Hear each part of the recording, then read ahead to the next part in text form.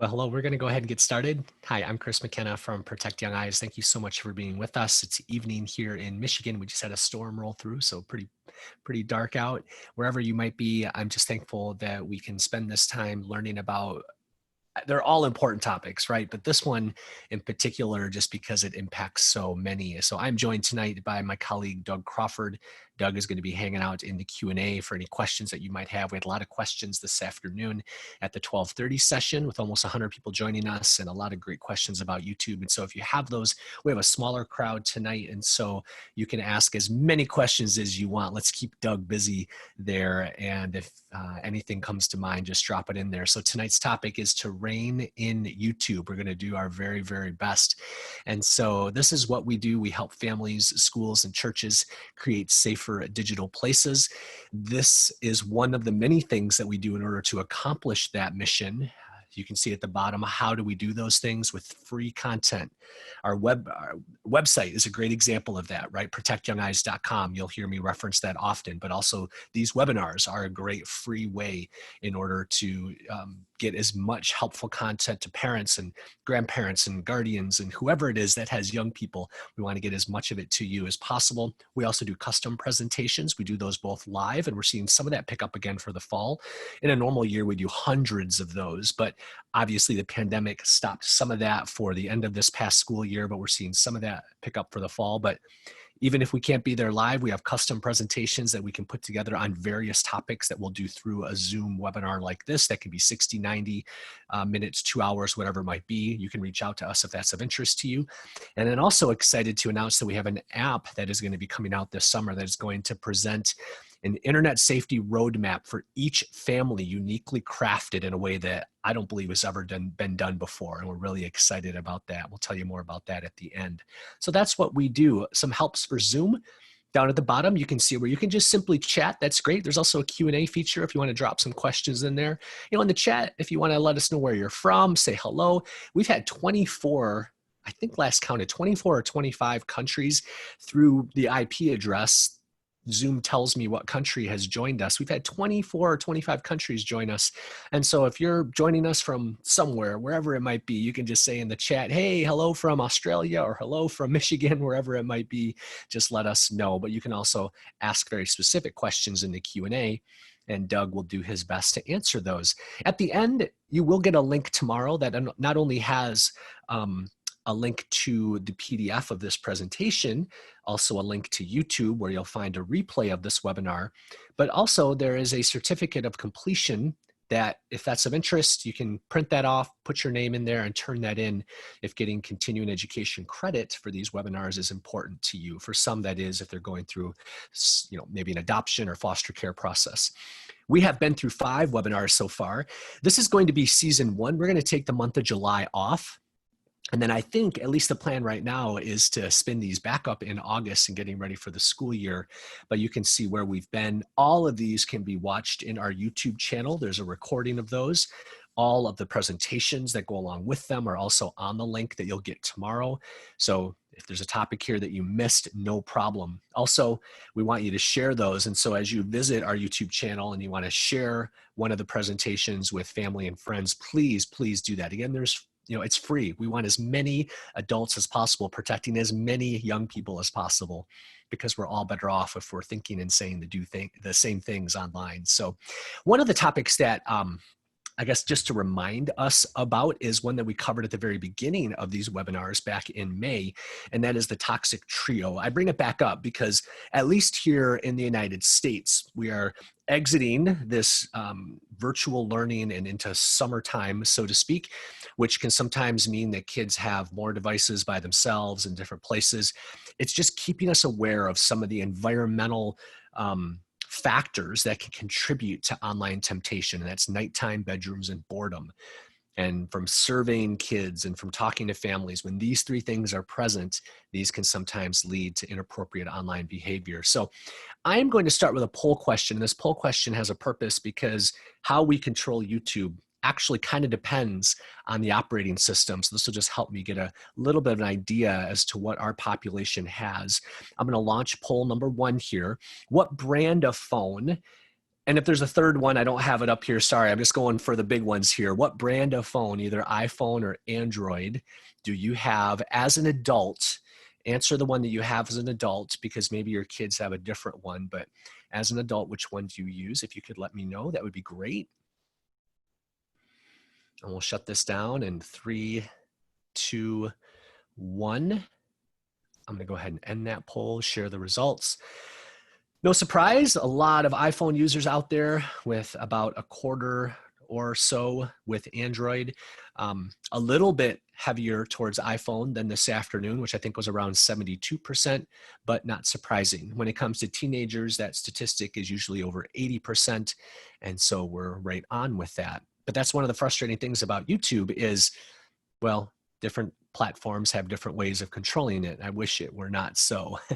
Our foundation at Protect Young Eyes is parents, grandparents who are observant, engaged, and informed, often have young people who learn how to use technology well.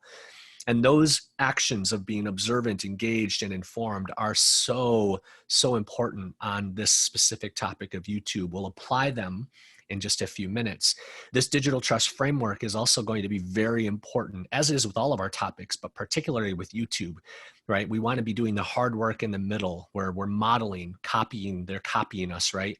Co-play, doing things with them. That's especially important on YouTube, watching YouTube with them, being curious about the videos that they watch, because videos that they watch tell us things, having conversations about the videos that they're seeing, right? Doing this hard work in the middle and avoiding the fringes that you see here. Now, don't misinterpret this digital trust framework. If you're a family that has decided to delay smartphone acquisition or to delay social media use, that's fine. That doesn't put you on the left-hand side of being, controlling and fear-based and bubble wrapping. No, those are good decisions. You can still do hard work in the middle of talking about social media, because even if they don't have it, chances are their friends do, right? Allowing your kids to be curious about it and asking you questions about it, even if they're not using it themselves, okay?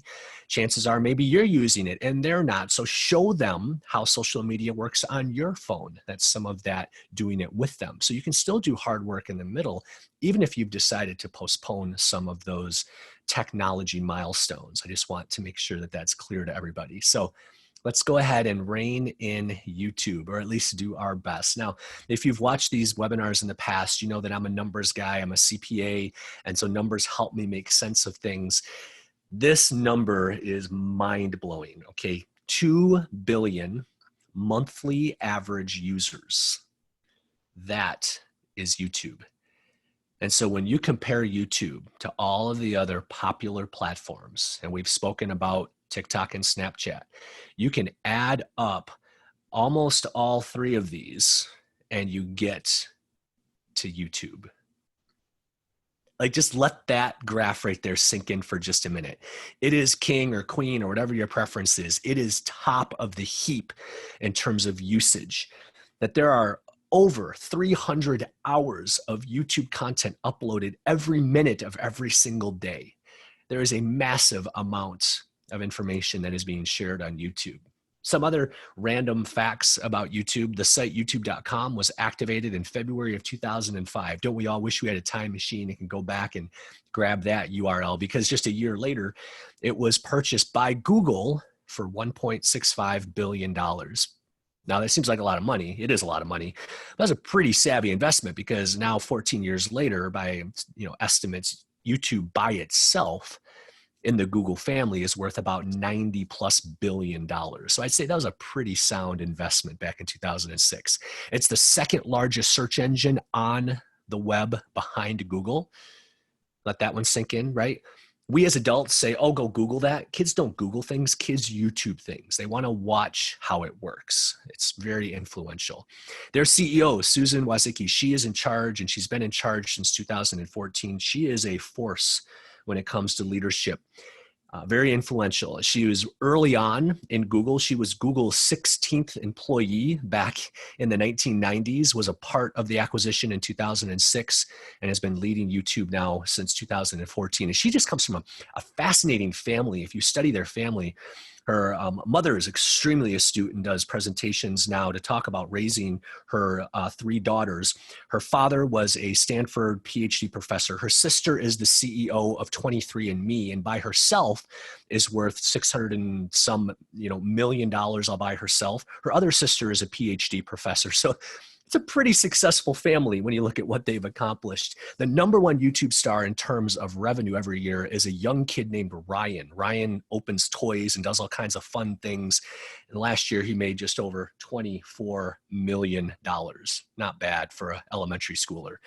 But YouTube is also no stranger to issues, right? No strangers to issues. They last year received a FTC, Federal Trade Commission fine of $170 million for violating COPPA, the Children's Online Privacy and Protection Act.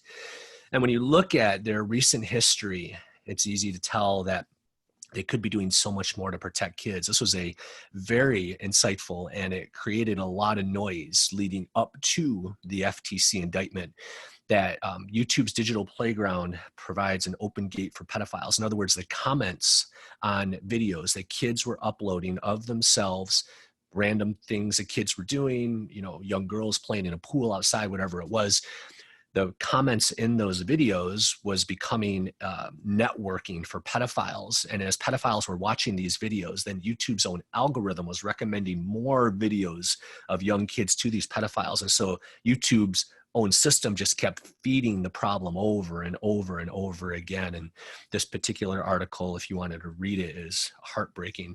So let's get into poll question number 2 then. Is your family's relationship with YouTube more like picture A or picture B? Is it a situation where you just can't stand the app because it creates constant friction? Or is it something that you enjoy, that you've embraced as a family, and just a part of what your kids enjoy, maybe what you enjoy? So I'm going to go ahead and launch that poll there. Is your family's current relationship with YouTube more like picture A or picture B? If you could answer that for me, I would appreciate it.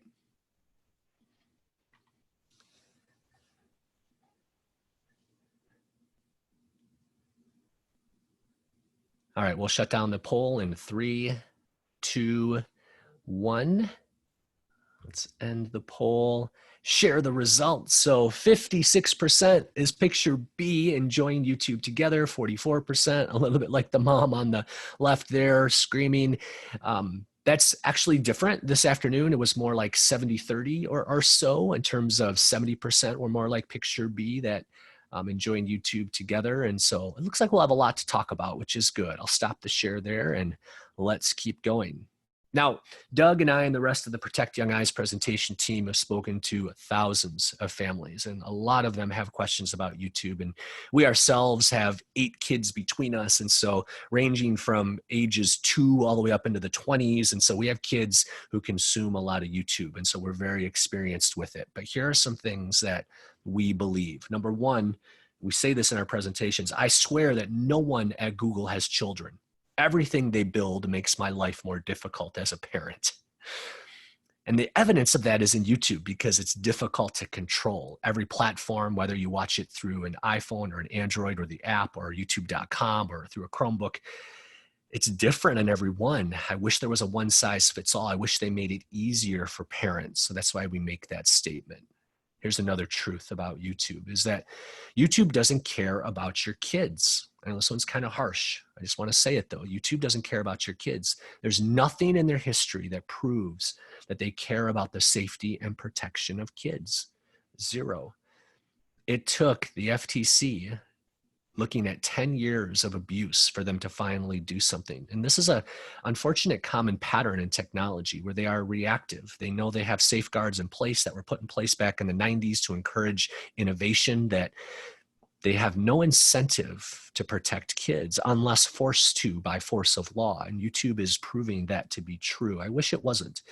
But those are things that shouldn't make us afraid of YouTube. Those aren't things that should make us, rip YouTube out of our kids' hands. I think those are just good lenses through which to view the platform so that we can treat it appropriately. Because everything online, I come from a background at Ernst & Young I was a risk profiler for businesses. And so I see everything through the lens of risk mitigation.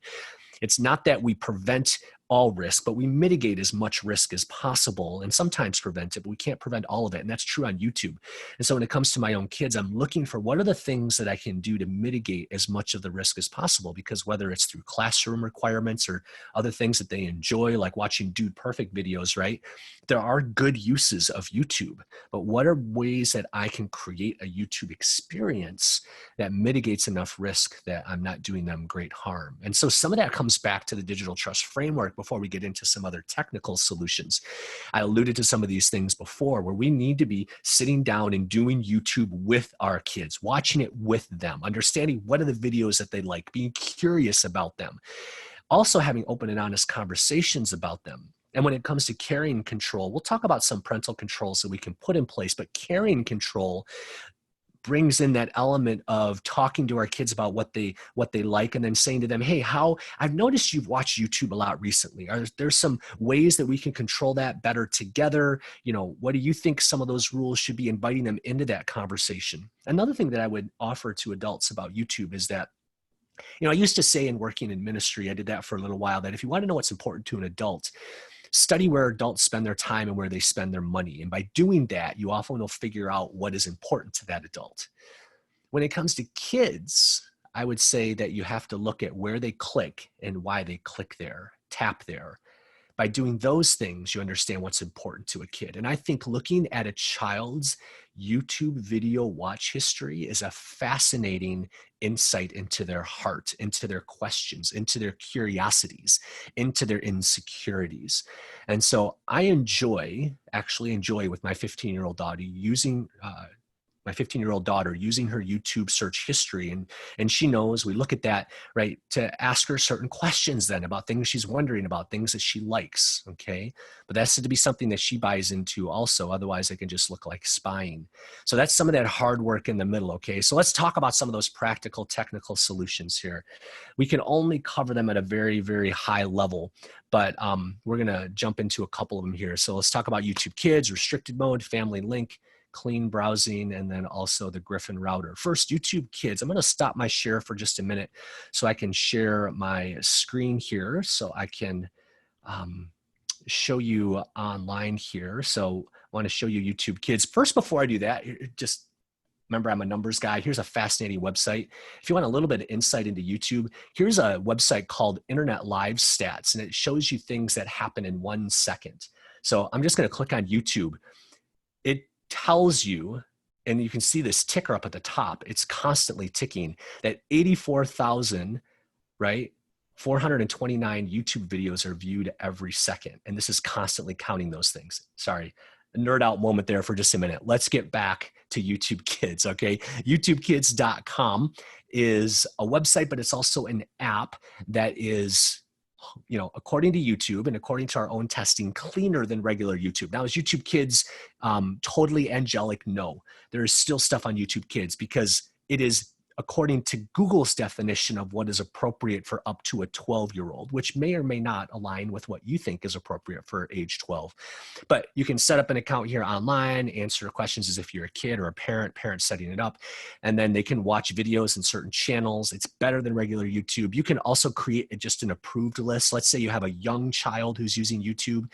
You don't want them just browsing through even age 12 videos. You can create an approved list only of, I only want them watching Daniel Tiger. I only want them watching Peppa Pig, whatever it is. So that is YouTube Kids. So be sure to check that out. Not sure if you knew about that or not, but it's a really important one. Again, it's YouTube. Anything that has YouTube in it, my stance is always verify before I trust, but it's better than regular YouTube.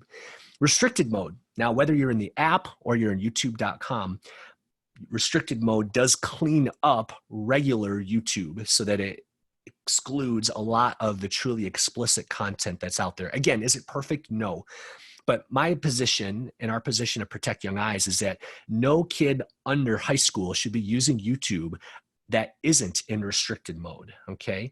And so if we look at just the app for just a minute and look at clicking on YouTube, I'll pause right there, right? So if you tap on YouTube, open up YouTube, and then you tap on the profile photo. You can see my photo in the upper right-hand corner here. I'm going to tap on that. And if you tap on that, you're given the settings, okay? Oh, Hold on there. I'll hit play. Oh, it started all over again. Here we go. Tap on YouTube, tap on my profile picture. It gets you into the settings. And then further down, you can see where it says settings, the little gear. And if you click on the gear, you can see where it says restricted mode. And there you can toggle it off and on. And again, restricted mode creates a slightly safer YouTube experience, okay? So that is good that that's there, but the problem is it's a toggle that can be turned off and turned back on. And so any smart kid can find that and turn that off. Same is true also if I were to go to youtube.com and then click in the settings, I can also do the same thing where I can click in the settings and then toggle on restricted mode. But the same problem exists where any kid can toggle that off. And so that's where if we want to force restricted mode, we have to incorporate help from something else. We recommend clean browsing. So in the email that you get tomorrow that includes information about this, thanking you for watching it, you're going to have a link to setting up clean browsing, which is something that you can do on any internet-ready device, and you can lock in YouTube restricted mode. I'm also going to share a link about the Griffin router.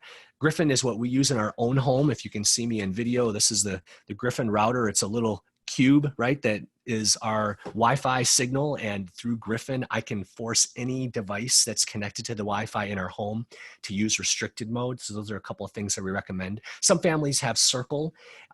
They've had that for quite a while, and Circle can also do that. We just as a family have chosen Griffin. It's a slightly more mature version of parental controls than Circle. Again, that's just our preference, but you can also do some of that same controlling there. For my Android families, and there was a larger percentage of you than we had this afternoon, in the middle there is Family Link.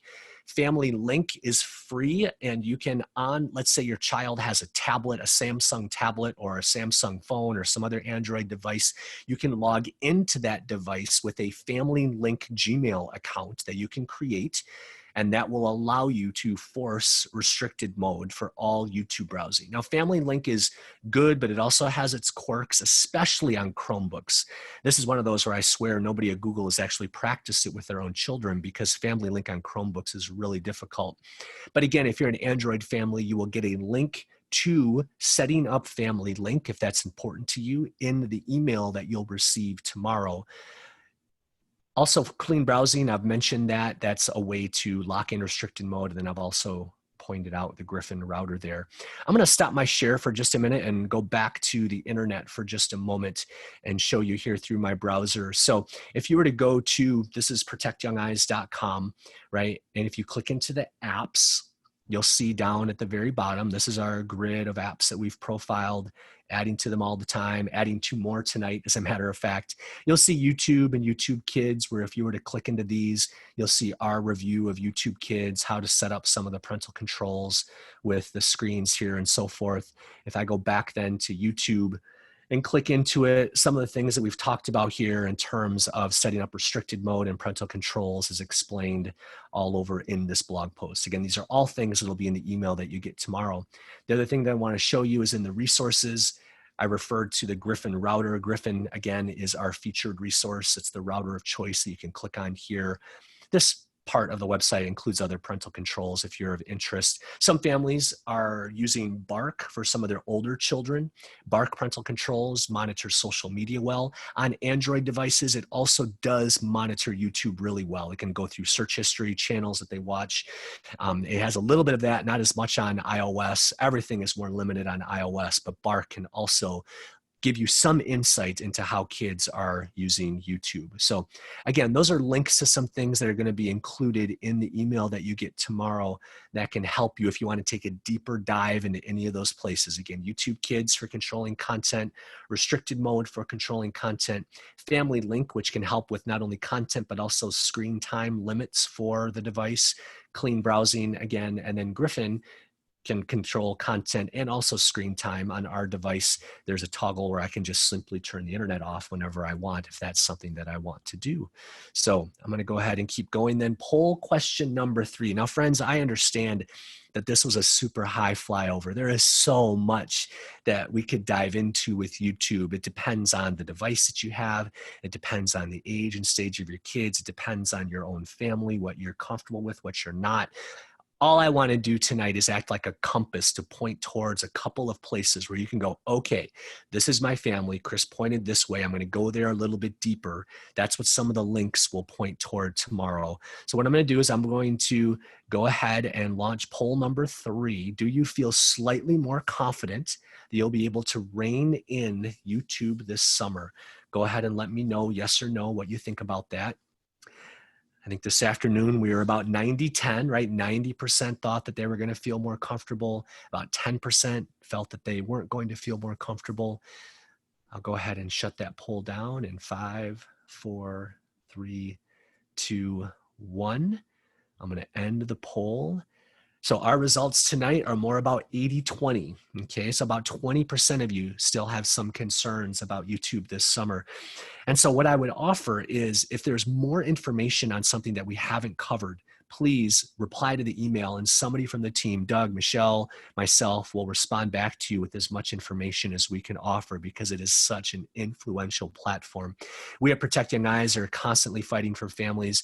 There's a lot happening in the world right now. And so some of our initiatives in DC have been put on pause for very good reason, but we are ready. In fact, Chromebooks are one of the items that we plan to tackle really heavily this summer so that heading into the fall, where at least in the United States, more online and virtual learning is going to be happening. We just believe that Google could be doing so much more to make Chromebooks an easier device for families to be using. And we've got a whole plan together working with the National Center on Sexual Exploitation to put a campaign in place for that this summer that we're excited about. Another thing that we're really excited about is the Protect app. This is a launch that's going to be happening in July. You're able to join a mailing list, which just right on the website where you can see where we mentioned the app, just click on that, leave us your email address. We'd love to let you know when it's ready. Again, this is going to be a revolutionary way for families to put together unique crafted internet safety programs for your kids based on your situation, doing technology together, learning things together. You can stay in touch with us a number of different ways through Facebook, Instagram, and YouTube. If you're in the US, you can text the word protect to the number 66866, get added to our newsletter. If you're outside of the US, simply go to the website. There is a pop-up that will show up. Just put your email address in there and the same thing. So friends, we can go ahead and check off another webinar. Please go back and watch some of the others if you see a topic there that's of interest to you. Next week, we'll talk about Netflix, and then we'll end the month talking about Instagram. I'm so glad to have spent some time with you this evening. I am Chris. This is Reining in YouTube. I hope you feel a little bit ready, a little more ready to tackle YouTube this summer.